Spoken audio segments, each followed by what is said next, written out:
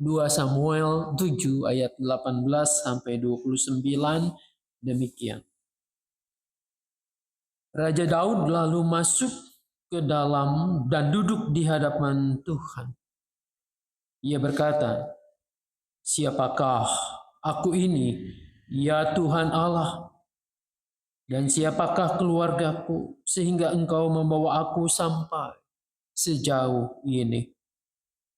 Hal ini pun masih kurang di matamu, ya Tuhan Allah, sehingga Engkau juga berfirman tentang keluarga hamba-Mu untuk masa yang masih jauh. Biarlah ini menjadi petunjuk bagi manusia, ya Tuhan Allah. Apa lagi yang masih dapat dikatakan Daud kepadamu? Engkau mengenal hamba-Mu ini, ya Tuhan Allah. Demi firman-Mu dan sesuai kehendak hati-Mu, Engkau telah melakukan segala perbuatan besar ini dengan memberitahukannya kepada hamba-Mu ini. Sebab itu Engkau besar, ya Tuhan Allah. Tidak ada yang seperti Engkau, dan tidak ada Allah selain Engkau, menurut semua yang kami dengar dengan telinga kami. Siapa seperti umat-Mu Israel, satu bangsa di bumi yang Allahnya pergi untuk menebusnya, menjadi umat-Nya. Engkau mendapat nama bagi dirimu dengan melakukan perbuatan-perbuatan besar dan dahsyat bagi mereka, dan dengan menghalau bangsa-bangsa dan ilah-ilah mereka dari hadapan-Mu yang telah Kau tebus dari Mesir. Engkau telah meneguhkan umat-Mu Israel menjadi umat-Mu untuk selama-lamanya. Dan Engkau, ya Tuhan, menjadi Allah mereka. Sekarang, ya Tuhan Allah, janji yang Kau ucapkan mengenai hamba-Mu ini dan keluarganya, tepatilah untuk selama-lamanya dan lakukanlah seperti yang Kau janjikan itu. Nama-Mu akan menjadi besar untuk selama-lamanya, sehingga orang berkata, Tuhan semesta alam ialah Allah atas Israel. Dinasti Daud, hamba-Mu ini akan kokoh di hadapan-Mu. Sebab Engkau Tuhan semesta alam, Allah Israel telah menyatakan kepada hamba-Mu ini demikian. Aku akan membangun dinasti bagi-Mu. Itulah sebabnya hamba-Mu ini telah memberanikan diri untuk memanjatkan doa ini kepadamu. Ya Tuhan Allah, Engkaulah Allah dan semua firman-Mu benar. Engkau telah menjanjikan hal yang baik ini kepada hamba-Mu. Berkenanlah kiranya memberkati keluarga hamba-Mu ini, supaya tetap ada di hadapan-Mu untuk selama-lamanya. Sebab Engkau, ya Tuhan Allah, Engkau sendirilah yang berfirman, dan oleh karena berkat-Mu, keluarga hamba-Mu ini diberkati untuk selama-lamanya. Sampai di sana, yang berbahagia kita yang mau membaca, menyimak, memperhatikan, dan memelihara firman Tuhan ini. Maranatha.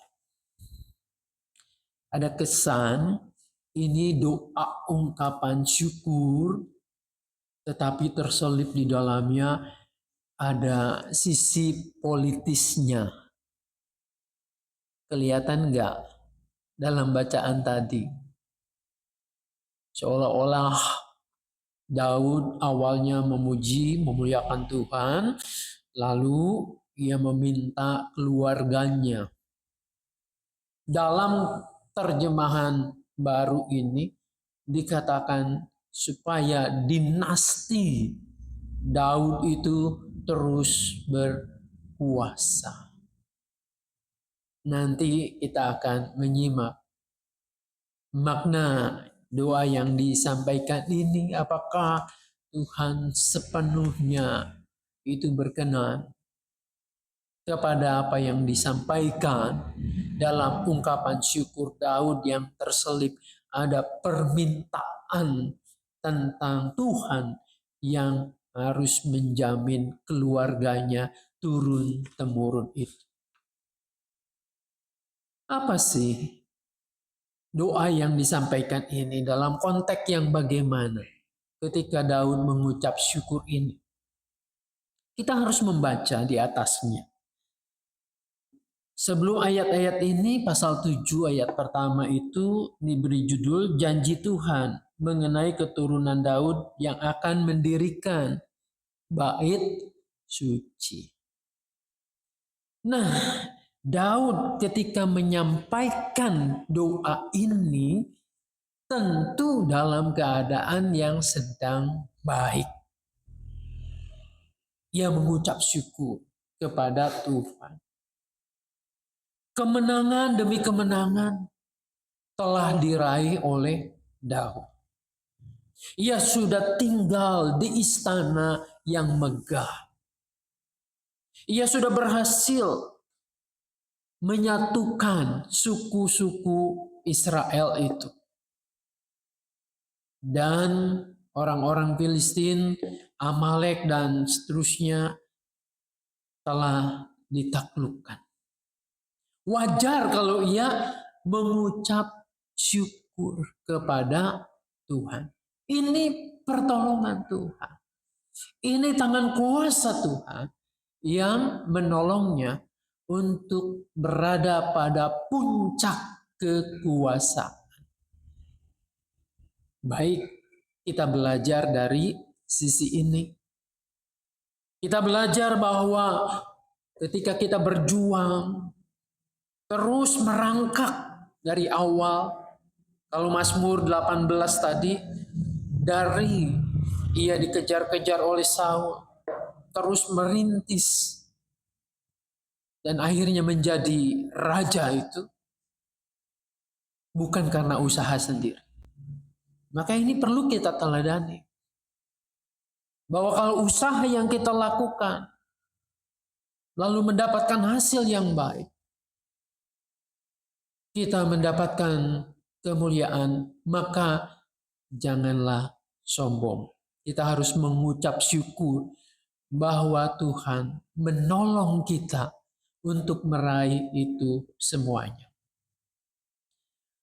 Daud bersyukur dan dalam ungkapan syukurnya itu, ketika ia menyampaikan kepada Nabi Nathan, ia mengatakan, rasanya aku sudah tinggal di istana. Tabut Tuhan, tabernakel itu masih ada di dalam kemah. Kok rasanya ada sesuatu yang ganjil, yang janggal. Maka aku akan mendirikan bait suci. Mungkin yang lebih megah daripada istana yang dia diami, yang dia tinggali itu. Jadi ungkapan syukur Daud tidak hanya dinyatakan dengan ucapan dan doa saja, tetapi ada kerinduan ingin membangun rumah Tuhan, bait suci. Adalah wajar ketika seseorang mengucap syukur ingin berbuat sesuatu yang terbaik untuk Tuhan. Ingin membangun rumah Tuhan supaya di dalamnya umat Tuhan boleh beribadah. Tapi apa yang disampaikan oleh Tuhan melalui Nabi Nathan? Awalnya Nathan sangat menyetujui. Ya, itu adalah sesuatu yang baik.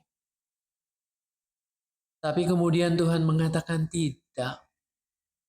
Bukan kamu yang akan membangun, tetapi keturunanmu nanti. Dalam hal ini Salomo.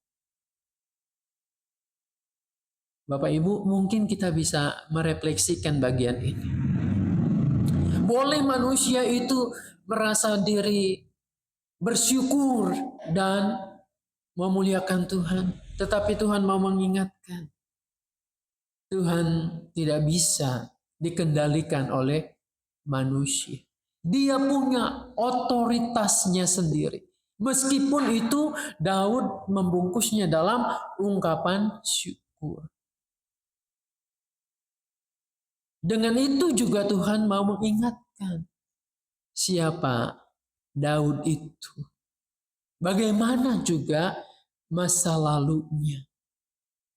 Alkitab dengan jujur mencatat baik kelebihan dan kekurangannya, termasuk juga Daud. Daud pernah mengalami kekelaman di dalam hidupnya bersama dengan Berseba, istri dari Uria itu. Maka seolah-olah penolakan ini mau mengatakan bukan kamu nanti. Seolah-olah mau mengatakan aku tahu siapa kamu, niatmu baik. Tapi ada sesuatu yang bukan kamu yang harus mengerjakannya. Nah, dalam kesadaran ini ayat 18 Daud mengatakan, siapakah aku ini ya Tuhan Allah? Siapakah keluargaku? Ia tahu dan sadar bahwa di hadapan Tuhan tidak ada yang bisa disembunyikan. Nah, ungkapan syukur ini terus dilakukan atau berjalan dalam doa Daud ini. Nah, Bapak Ibu sekalian, maka kita bisa memahami betapa baiknya ungkapan syukur itu, betapa tulusnya juga ucapan syukur, dan niat yang baik ini tidak bisa mengendalikan Tuhan. Tetap Tuhan itu punya otoritas, punya kekuasaan. Benar, sebagiannya doa Daud itu Tuhan penuhi dengan janji nanti keturunan Daud itulah akan lahir sang Mesias. Kerajaannya dalam hal ini kerajaan religius akan terus berlangsung di dalam diri sang Mesias itu sampai hari ini. Tetapi ada diskontinuitas pada saat itu. Tidak semuanya dinasti Daud itu memegang kendali. Maksud saya dinasti Daud secara fisik, ya, turun temurun anaknya ini gitu ya. Terus malahan yang terjadi justru keluarganya Daud menjadi pecah akibat hal-hal yang mungkin saja tidak disadari oleh Daud.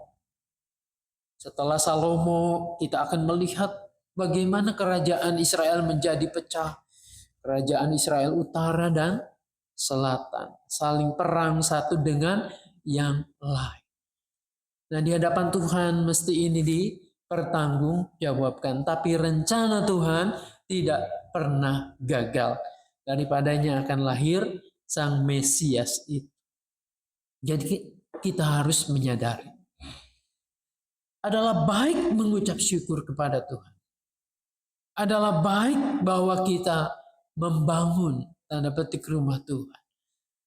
Tetapi harus kita sadari bahwa bukan dengan kebaikan kita itulah bahwa Tuhan bisa kita kendalikan. Tuhan punya otoritas sendiri dan Ia punya rancangannya. Yang kita pahami rancangan Tuhan itu adalah rancangan yang tinggi, yang luas dan dalam dan tidak mungkin kita selami. Kita mengikutinya, tunduk dan taat di dalam perintahnya, pasti menemukan hal-hal yang terbaik. Jadi jangan berhentilah mengucap syukur kepada Tuhan. Ucap syukur dengan tulus. Lalu kita jalani hidup ini sesuai dengan firman-Nya. Dan kita akan menemukan sesuatu yang terbaik, yang melebihi rancangan yang kita rancangkan itu. Tuhan Yesus menolong memberkati kita. Amin.